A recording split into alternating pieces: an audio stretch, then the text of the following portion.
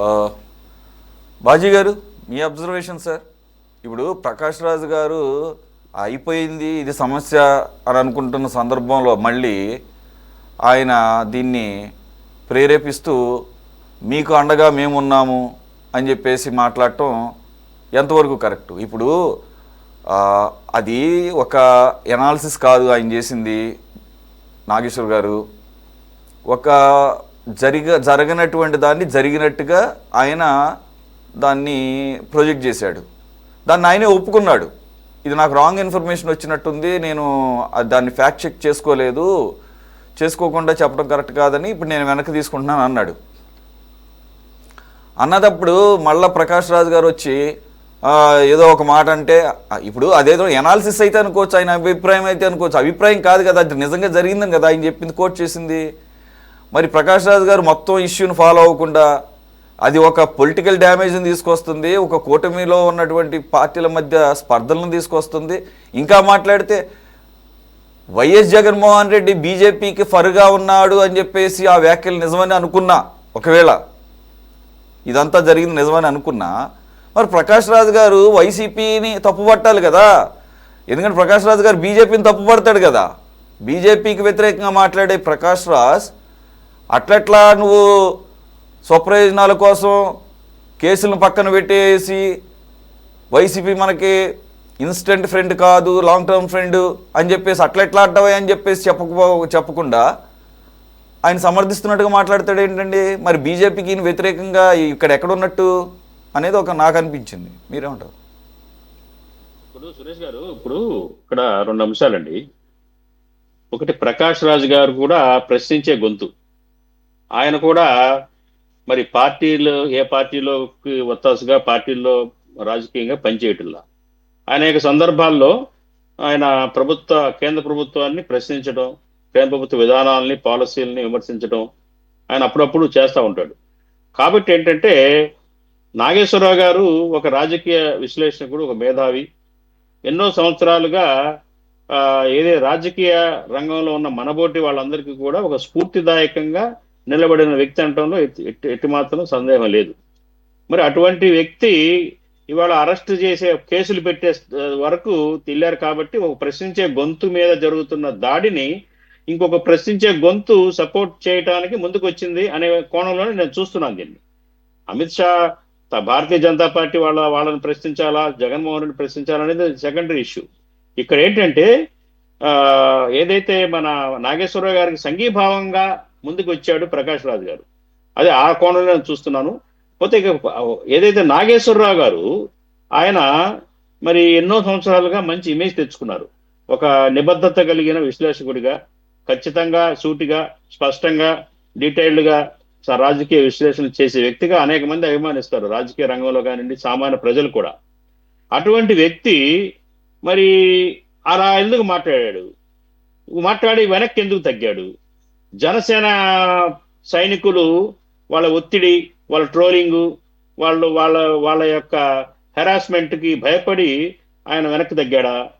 లేకపోతే విషయం ఏమైనా ఉందా? పోనీ విషయం ఉన్నట్టయితే ఆయన అంత తేలిగ్గా మాట్లాడే మనిషి కాదు.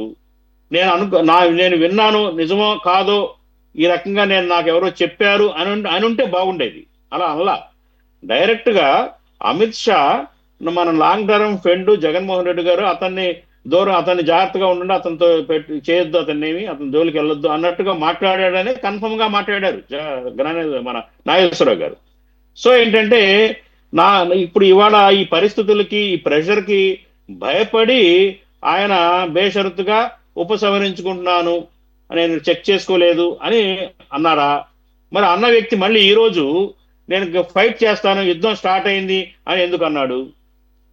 ఇప్పటికైనా కానీ నాగేశ్వరరావు గారు ఆ రహస్యం ఏంటో బయట పెట్టాలా.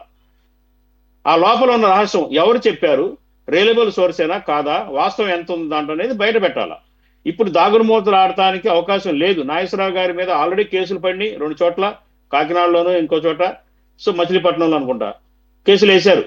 ఆయన క్షమాపణలు చెప్పిన తర్వాత కూడా కేసులు పెట్టారు. కాబట్టి ఏంటంటే, ఇది ఇంతటితో క్లోజ్ అయ్యే పరిస్థితిలా కనిపించట్లా. ఇంకొక నా వివరణ ఏంటంటే, ఇప్పుడు జగన్మోహన్ రెడ్డి గారు బీజేపీ కేంద్రంలో ఉన్న ప్రభుత్వానికి ఇండైరెక్ట్ గా సపోర్ట్ చేస్తున్నారనే మాట అందరికీ తెలుసు. పవన్ కళ్యాణ్ గారికి, నాదెండ్ల మనోహర్ గారికి, చంద్రబాబు నాయుడు గారికి, ఇలా రాజకీయ అవగాహన ప్రతి ఒక్కరికి కూడా తెలుసు. జగన్మోహన్ రెడ్డి గారు రహస్య స్నేహితుడు, ఎన్డీఏకి రహస్య స్నేహితుడుగా ప్రవర్తిస్తా ఉన్నాడు. రామారావు గారు ఇందాక చెప్పారు, మేము ఇష్యూ బేస్డ్ గా సపోర్ట్ చేశాము. కాదు, ఇష్యూ బేస్డ్ గా కాదు, దాదాపు అన్నిటికీ సపోర్ట్ చేశారు, ఒకటి రెండు తప్ప. ఈవెన్ రైతుల పోరాటానికి, రైతుల చట్టాలకు కూడా ప్రభుత్వానికి సపోర్ట్ చేశారు. డీలిమిటేషన్ కూడా నిన్నగాక మొన్న ప్రభుత్వానికి సపోర్ట్ చేశారు. కాబట్టి వీళ్ళు ఒక రహస్య మిత్రుడు ప్రభుత్వానికి అనేది నిర్వివాదాంశం, దాంట్లో ఒక రెండో ఆలోచన లేదు. ఈ విషయం అందరికీ తెలుసు. అట్లాగే ఇక్కడ రాష్ట్రంలో ఉన్న చంద్రబాబు నాయుడు గారి కానీ ఆ తర్వాత వాళ్ళ యొక్క పార్టీలో ఉన్న నాయకులు కానీ ప్రతినిత్యం జగన్మోహన్ రెడ్డి గారిని అవినీతి పరుడని, ఆయన హయాంలో ఎన్నో ఇప్పుడు కూడా మాట్లాడుకున్నాం కదా మనం, మైనింగ్ లో మోసం చేశాడు, ఇన్ని కోట్లు తిన్నాడు, లిక్కర్లో మోసం చేశాడు, ఇసుకలో మోసం చేశాడు అని ఇన్ని రకాలుగా మనం జగన్మోహన్ రెడ్డి గారి పరిపాలనలో అంతకు ముందు తండ్రి ముఖ్యమంత్రిగా ఉన్నప్పుడు క్విక్ ప్రో ద్వారా అక్రమాలకి తెరదీశాడు, కొత్త కొత్త విధానాల్లో అక్రమాలు చేశాడని కూడా ఈ తెలుగుదేశం పార్టీ వాళ్ళే చాలా పెద్ద ఎత్తున విమర్శలు చేశారు. అటువంటప్పుడు అట్లాంటి అవినీతి పరుడైన అని మీరు పబ్లిక్ గా చెప్తున్నప్పుడు అతని మీద చర్యలు తీసుకోండి, 13 ఏళ్ల నుంచి బెయిల్ మీద తిరుగుతున్న వ్యక్తిని చర్యలు ఎందుకు తీసుకోరు అని కేంద్ర హోంమంత్రి అడగటంలో తప్పే ఉంది. మేము అనలేదు, అడగలేదని వీళ్ళు వెనక్కి ఎందుకు వెళ్తున్నారు? వీళ్ళు ఎందుకు జారిపోతున్నారు? మీరు అక్కడ అడిగితే అడిగారా లేదా అప్రస్తుతం, కానీ మీరు అడిగితే తప్పే ఉంది. ఇక్కడ పబ్లిక్ గా మీరు వీళ్ళంట పడుతున్నారు కదా, మీరు దొంగలు దోపిడీదారులు అని అన్నప్పుడు ప్రతిరోజు తిడుతున్నారు కదా. తిడుతున్నప్పుడు అయ్యా మా రాష్ట్రంలో పెద్ద దొంగ ఉన్నాడు, ప్రజల సొమ్ము కాజేస్తున్నాడు, ఇంతకుముందు కాజేశాడు, కోట్లాను కోట్లు, వేల కోట్లు, లక్షల కోట్లు సంపాదించాడు, అతని మీద చర్యలు తీసుకోండి అని వాళ్ళు అడగటంలో తప్పులేదు. నా ఉద్దేశం అది. అడిగితే అడిగి ఉండొచ్చు, వెనక్కి ఎందుకు తప్పుతున్నారు? ఎవరికి భయపడుతున్నారు? మరి అమిత్ షాతో ఆల్రెడీ అంటగా అవుతున్న విషయం కూడా తెలుసు కదా వీళ్ళకి. కాబట్టి ఏంటంటే నిప్పు లేనిదే పొగరాదు. దీంట్లో సబ్జెక్ట్ ఏదో ఉంది. ఆ సబ్జెక్ట్ ని ఇరుపక్షాలు కూడా, ఇటు మాట్లాడిన నాగేశ్వర గారు కూడా వెనక్కి తగ్గుతున్నారో దేనికో భయపడి, అట్లాగే చెప్పారంటున్న జనసేన నాయకులు కూడా వాళ్ళు కూడా వెనకడుగు వేస్తున్నారు. కాబట్టి దీంట్లో ఏదో మతలబు ఉందనేది నా విశ్లేషణ సురేష్ గారు. ఇది ఏదో మరి బయట పెడితే మంచిది. ఇవాళ బయట పెట్టకపోయినా కానీ కొద్ది నెలల్లో బయటకు వచ్చేస్తాయి ఇవన్నీ. ఎలక్షన్స్ దగ్గరికి వెళ్తున్న కొద్దికి అనేక అంశాలు బయటకు వస్తాయి, అనేక రంగులు వెలిసిపోతాయి. ఈ రంగులు కలకాలం ఉండే రంగులు కాదు.